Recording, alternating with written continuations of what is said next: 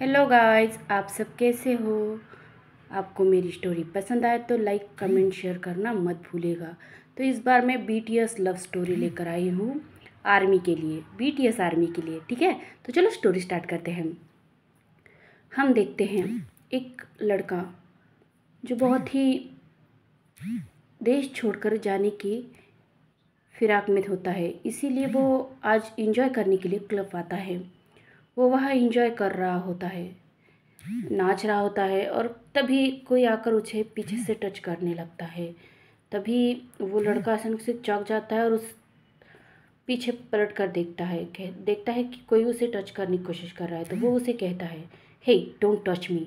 ऐसे कहकर वो उस लड़के को पुश करता है, पर वो लड़का फिर से उसकी ओर बढ़ने लगता है। तभी एक गन शॉट का वॉइस आती है और हम देखते हैं वो लड़का डर के मारे अपनी आंखें बंद कर देता है, पर देखता है, आंखें खोल कर देखता है तो उसके सामने जो लड़का उसे टच कर रहा था उसे किसी ने शूट किया है। ये देखकर वो डर जाता है और पीछे हटने लगता है। पीछे हटते हटते वो किसी से टकराता है। वो इंसान उसे अपनी बाहों में कैच करता है और कहता है, बेबी बॉय, फाइनली तो तुम मुझे मिल ही गए। ऐसे कहकर वो उस लड़की की ओर देख रहा होता है। जो लड़का डांस कर रहा था वो कहता है, तो तुम कौन हो। मैं तुम्हें नहीं जानता। ऐसे कहकर वो उसकी तरफ देखता है। तभी वो लड़का कहता है, फिलहाल यहाँ से चलते हैं, मैं कौन हूँ ये तुम्हें बाद में बताऊँगा। ऐसे कहकर वो सामने वाले लड़के में जो थोड़ी जान बची थी उसे एक और बुलेट मारता है और उसे जान से वही मार देता है और कहता है, तुम्हारी इतनी हिम्मत कि तुमने मेरे मेरे प्राइवेटी पे हाथ डाला। ऐसे कहकर उसे गोली मारकर वो वहाँ से चला जाता है और अपने बॉडीगार्ड को इशारा करते हुए कहता है, क्लीन करो। और उस लड़के को लेकर कार में बैठ जाता है। तभी जंकुक उसे कहता है, हे यू, तुम हो कौन और मुझे इस तरह से क्यों खींचते हुए लेकर आ रहे हो। वो लड़का उसे कहता है, वेटन वॉच। ऐसे कहकर वो उसके हाथों को बांध देता है और उसके आंखों पे भी पट्टी बांधता है और उसे खींचते हुए लेकर आ रहा होता है। कार में कार को एक बड़े से मेंशन के सामने रोक कर वो उस लड़के को कार से बाहर निकालता है और उसे घसीटते हुए लेकर आता है एक स्विमिंग पूल के पास। और फिर उसके आँखों से और हाथ खोलते हुए उसे सीधा पानी में फेंक देता है। जैसे ही वो लड़का पानी में गिरता है वो एकदम से को उठा और कहता है, what the hell with you, तुम हो कौन और तुम मुझे इस तरह से टॉर्चर क्यों कर रहे हो। वो लड़का उसे बहुत ही डीपली और अपनी बहुत ही हर्ष वॉइस में कहता है, क्लीन नाउ राइट। मुझे तुम्हारी बॉडी से किसी और की स्मेल नहीं आनी चाहिए।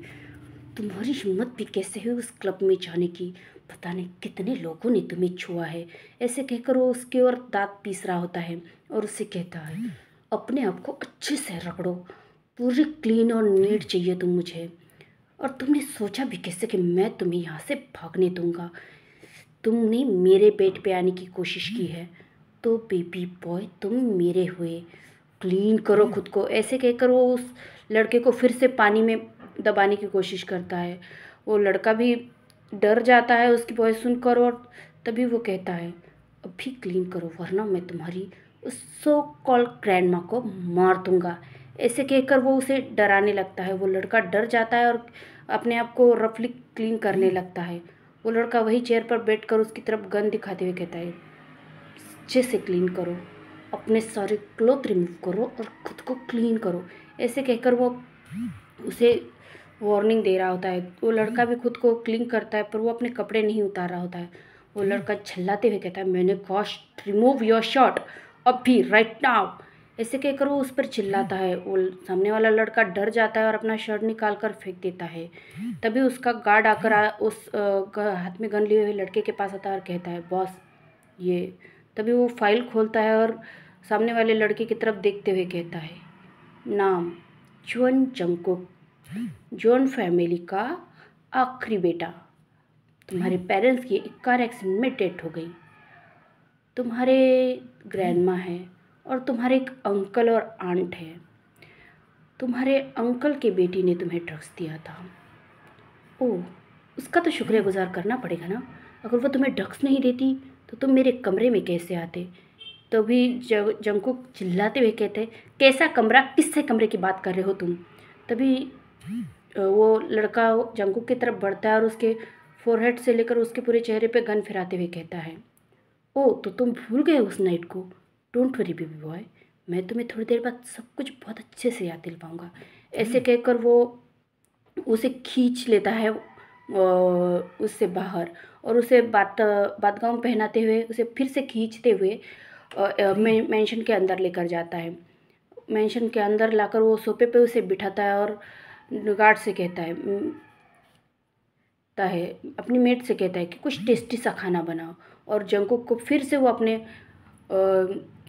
ब्राइडल स्टैक कैरी करके अपने कमरे की ओर लेकर जाता है और उसे बेडरूम में ले जाकर बेड पे थ्रो करता है और उसे कहता है, वह क्लोजेट है, उसमें मेरे बहुत सारे कपड़े हैं, जाकर कोई भी तुम्हें जो पसंद है वो पहन लो। ऐसे कहकर वो उसकी तरफ देखता है। जंगकुक कहता है, मैं तुम्हारे कपड़े नहीं पहनने वाला। तभी तयांग हंसते हुए कहता है, ओह रियली, तुम मेरे कपड़े नहीं पहनोगे तो फिर तुम क्या चाहते हो बेबी बॉय, कि मैं तुम्हें कपड़े पहनाऊँ। ऐसे कहकर वो जंगकुक की तरफ बढ़ रहा होता है, पर जंगकुक डर जाता है और कहता है, नो नो नो, मैं खुद पहन लूँगा। ऐसे कहकर वो पीछे हटने लगता है और तभी वो बेड से नीचे उतर कर भाग जाता है क्लोजेट की तरफ। वो वहाँ से एक लूज टी शर्ट और एक नाइट पैंट उठाता है और खुद पहन लेता है और बाहर आता होता है। तभी तय उसे देखता है और कहता है, वाह सो हॉट। ऐसे कहकर वो जंगकुक की तरफ बढ़ रहा होता है। वो देखता है कि जंगकुक को उसकी पैंट और शर्ट बहुत ही लूज हो रहे हैं, पर वो उसमें बहुत क्यूट लग रहा है। ऐसे कहकर वो कहता है, ठीक है, हम कल तुम्हारे लिए क्लोथ लाने जाएंगे, अभी चलो, तुम मेरे साथ चलो और डिनर करते हैं, उसके बाद मुझे तुम्हें भी तो खाना है ना। ऐसे कहकर वो स्मिक करता है। जंगकुक कहता है, मैं तुम्हें नहीं जानता, तुम क्यों मेरे पीछे पड़े हो। वो कहता है, डोंट वरी बेबी, अभी तो तुम मुझसे अनजान हो, पर बहुत जल्द तुम मेरे हस्बैंड बन जाओगे और मैं तुम्हारा डैडी। ऐसे कहकर वो उसके कान पे बाइट करता है और कहता है, लेट्स गो, चलो खाना खाते हैं। वैसे भी शराब का नशा तो उतर ही चुका होगा। ऐसे कहकर वो स्मिक करता है और जंगकुक का हाथ पकड़कर उसे नीचे लेकर जाता है डाइनिंग टेबल की ओर। वहाँ वो देखता है कि सारी मेड ने खाना ऑलरेडी लगा रखा है और वहाँ कोई भी नहीं है। तभी जंगकुक इधर उधर देख ही रहा होता है। तभी तय उसे अपनी लैब में खींच लेता है और उसे कहता है, खाना खाए। तभी जंगकुक कहता है, मैं यहाँ पे नहीं बैठूंगा, मेरे पास चेयर है तो मैं चेयर पे बैठूंगा। ऐसे कहकर वो बोल रहा होता है। तभी जंगकुक कहता है, तय कहता है, ओ कुकी प्लीज़ मुझे रूड बनने के लिए मजबूर मत करो, चुपचाप यही बैठो और खाना खाओ। ऐसे कहकर वो जंगकुक के मुंह के सामने कुछ वेजिटेबल्स और कुछ फूड लेकर आता है। जंगकुक खाना नहीं चाहता था, पर फिर भी उसके डर के मारे वो खा लेता है और उसकी बात मान लेता है।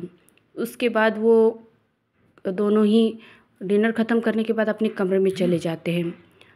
हम देखते हैं कमरे में जंगकुक आकर सोफे पे जाकर बैठ जाता है। तभी तय कहता है, बेबी बॉय, क्या तुम चाहते हो कि हम दोनों सोफे में सोए? तुम्हें नहीं लगता ये बहुत ही अनकम्फर्टेबल है?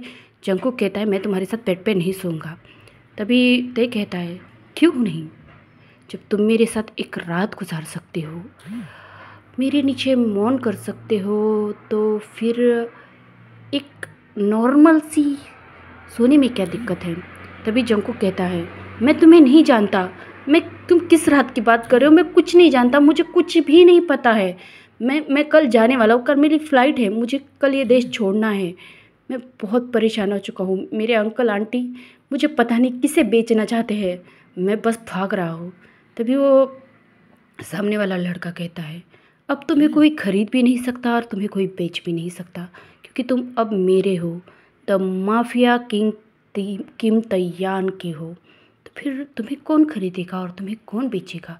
किसकी इतनी औकात है जो मेरे डिग्निटी पे हाथ डाले? ऐसे कहकर वो जंगकुक को वहाँ से उठाता है और बेड पे लाकर फेंक देता है। जंगकुक उससे डरते हुए कहता है, प्लीज़ मेरे करीब मत आओ। तभी तियांग कहता है, डोंट वरी, मैं आज तुम्हारे साथ कुछ नहीं करने वाला, हमारी वेडिंग तक वेट करूँगा। ऐसे कहकर वो उसे अपनी बाहों में लेता है और सो जाता है। नेक्स्ट मॉर्निंग के 4 बजे जंगकुक की नींद खुलती हो तो वो देखता है कि तय बहुत पीसफुली सो रहा है। वो धीरे धीरे तय के हाथों को अपने ऊपर से हटाता है और डोर की तरफ जाने लगता है। वो वहाँ से भागने की फिराक में होता है। वो जैसे ही डोर पे हाथ रखता है तभी पीछे से उससे वॉइस आती है, कोशिश भी मत करना वरना आई स्वेयर तुम्हारी टांगें तोड़ दूंगा। ऐसे कहकर वो तय बिस्तर से उठकर बैठ जाता है, बेड को पीठ टका के। तभी जंकुक उसकी तरफ पलटता और कहता है, मुझे प्यास लगी है तो मैं पानी पीने जा रहा था। तभी तय कहता है, पानी यही रखा है। ऐसे कहकर वो इशारा करता है। फिर कुकी कहता है, मैं फ्रेश हवा लेने जा रही हूँ। तभी तय उठता है बेड से और उसे के पास जाता है और कहता है, फ्रेश हवा चाहिए तो चलो मैं देता हूँ।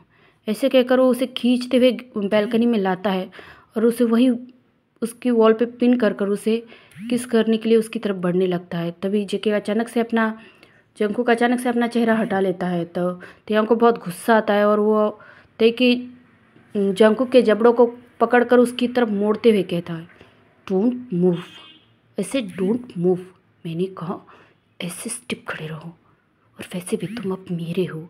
ऐसे कहकर वो उसे धमका रहा होता है। और जैसे ही वो जंकुक के जबड़ों को पकड़कर उसके लिप को कैप्चर करके उसे बहुत ही डीप और फैशनेटली किस कर रहा होता है और कहता है, क्या इतना काफ़ी है बेबी बॉय, फ्रेश एयर या फिर मैं और दूँ। ऐसे कहकर वो नीचे से जंकुक के चेस्ट पर अपने हाथों को फिरा रहा होता है।